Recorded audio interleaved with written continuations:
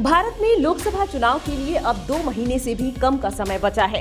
ऐसे में एक बड़ी खबर सामने आ रही है कि केंद्र सरकार की तरफ से 11 मार्च 2024 की देर रात नागरिकता संशोधन अधिनियम को लेकर अधिसूचना जारी कर दी गई है। इसके साथ ही भारत में सीएए कानून लागू हो जाएगा।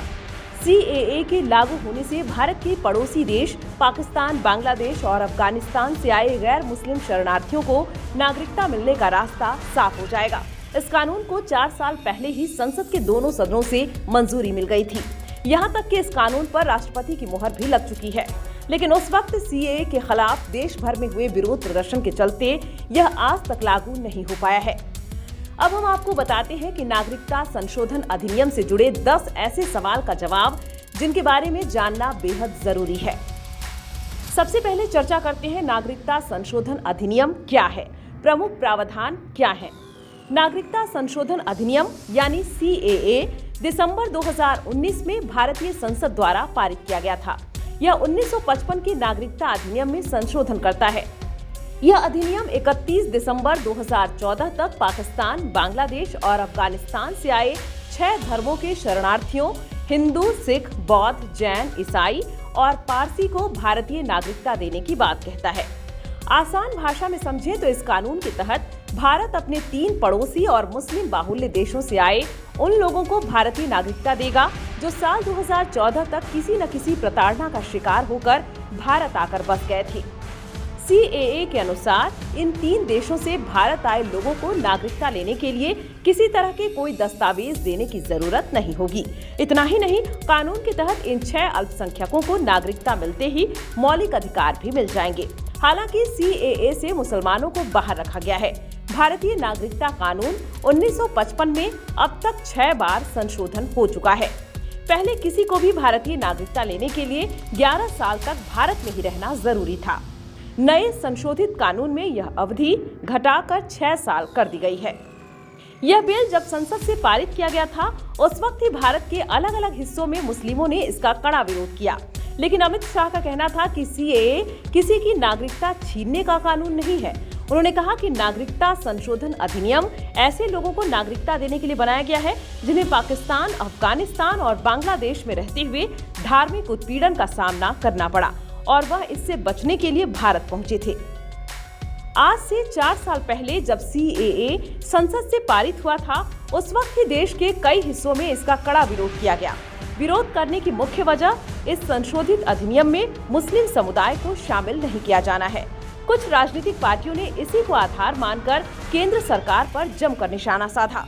विपक्षी पार्टियों के अनुसार इस अधिनियम में संविधान के अनुच्छेद 14 का उल्लंघन हो रहा है, जो समानता के अधिकार की बात करता है। 20 नवंबर 2019 को केंद्रीय गृह मंत्री अमित शाह ने सदन को बताया था कि उनकी सरकार नागरिकता से जुड़ी 2 अलग-अलग पहलुओं को लागू करने जा रही है। एक है सीएए और दूसरा है राष्ट्रीय नागरिकता रजिस्टर यानी एनआरसी। हमने सीएए के बारे में आपको ऊपर ही जानकारी दे दी है। अब समझिए कि ये एनआरसी क्या है। दरअसल एनआरसी नागरिकों का एक राष्ट्रीय रजिस्टर है जिसका उद्देश्य भारत से अवैध घुसपैठियों की पहचान कर उन्हें बाहर निकालना है, फिर चाहे वो किसी भी धर्म के हों। वर्तमान में एनआरसी केवल असम में लागू है। अब क्योंकि सदन में एक साथ सीएए एनआरसी की बात की गई थी, इसलिए अक्सर इन दोनों कानून को एक दूसरे के साथ जोड़कर देखा जाता रहा है। आलोचकों का तर्क है कि एनआरसी के दौरान अगर मुसलमान अपने कागज नहीं दिखा पाएंगे तो ऐसे में हिंदू तो सीएए के कारण बच जाएगा, लेकिन मुसलमानों की नागरिकता छीनी जा सकती है। इस कारण कई लोगों के मन में डर पैदा हो गया है। सीएए को भारत की न्यायपालिका में कई कानूनी चुनौतियों का सामना करना पड़ा है। विभिन्न अदालतों में दायर याचिकाओं में इसकी संवैधानिकता पर सवाल उठाया गया है। आलोचकों का तर्क है कि सीएए भारतीय संविधान द्वारा गारंटीकृत मौलिक अधिकारों का उल्लंघन करता है, जिसमें समानता और गैर भेदभाव का अधिकार भी शामिल है। जबकि कुछ याचिकाएं खारिज कर दी गई हैं और कुछ अभी भी अदालतों में लंबित हैं और फैसले का इंतजार कर रही हैं। भारत के नागरिकता संशोधन अधिनियम को अलग अलग राज्यों में हुए विरोध प्रदर्शन ने अंतर्राष्ट्रीय स्तर पर भी लोगों का ध्यान आकर्षित किया है। हालांकि कई अंतर्राष्ट्रीय समुदायों ने इस कानून की आलोचना की है। कई देशों और अंतर्राष्ट्रीय निकायों ने सीएए को भेदभावपूर्ण बताया है। उनके अनुसार यह कानून भारत की धर्मनिरपेक्षता को प्रभावित कर सकता है। भारत की सत्तारूढ़ पार्टी भारतीय जनता पार्टी ने दृढ़ता से सीएए का बचाव किया है। और आलोचना को राजनीति से प्रेरित बताकर खारिज कर दिया है।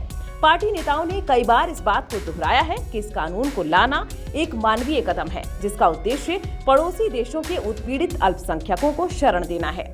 उन्होंने विपक्षी दलों और आलोचकों पर सीएए के इरादों के बारे में भी गलत सूचना फैलाने और भय फैलाने का भी आरोप लगाया है।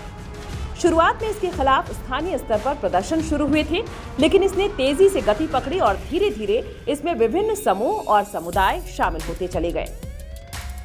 सीएए के खिलाफ विरोध प्रदर्शनों में छात्रों, कार्यकर्ताओं, नागरिक समाज संगठनों और आम नागरिकों की व्यापक भागीदारी देखी गई है, जो सीएए को रद्द करने और भारत के धर्मनिरपेक्ष आदर्शों को बनाए रखने की मांग कर रहे हैं। साल 2019 में संसद में अमित शाह ने कहा था कि पाकिस्तान, अफगानिस्तान, बांग्लादेश ये तीनों ही मुस्लिम बहुल देश हैं। वहां ज्यादातर मुस्लिम धर्म के लोगों के रहने के कारण उनका उत्पीड़न नहीं होता है, जबकि इन्हीं देशों में हिंदुओं और अन्य समुदायों का धर्म के आधार पर उत्पीड़न किया जाता है। यही कारण है कि इन देशों के मुस्लिमों को सिटीजनशिप अमेंडमेंट एक्ट सीएए में शामिल नहीं किया गया। अमित शाह ने आगे ये भी कहा था कि मुसलमानों को इसमें शामिल नहीं किया गया है, फिर भी वह नागरिकता के लिए आवेदन कर सकते हैं, जिस पर सरकार विचार कर फैसला लेगी। सीएए भारतीय नागरिकों को प्रभावित नहीं करेगा, क्योंकि इस अधिनियम से भारत के नागरिकों का कोई सरोकार नहीं है। संविधान के तहत भारतीयों को नागरिकता का अधिकार है और उनसे ये अधिकार सीएए या कोई कानून नहीं छीन सकता। भारत में साल 2018 से लेकर 2021 के बीच पाकिस्तान, बांग्लादेश और अफगानिस्तान से आए कुल 8,244 लोगों के आवेदन मिले थे, लेकिन केवल 3,117 अल्पसंख्यकों को भारतीय नागरिकता दी गई। यह आंकड़ा गृह राज्य मंत्री नित्यानंद राय ने दिसंबर 2021 में राज्यसभा में बताया था।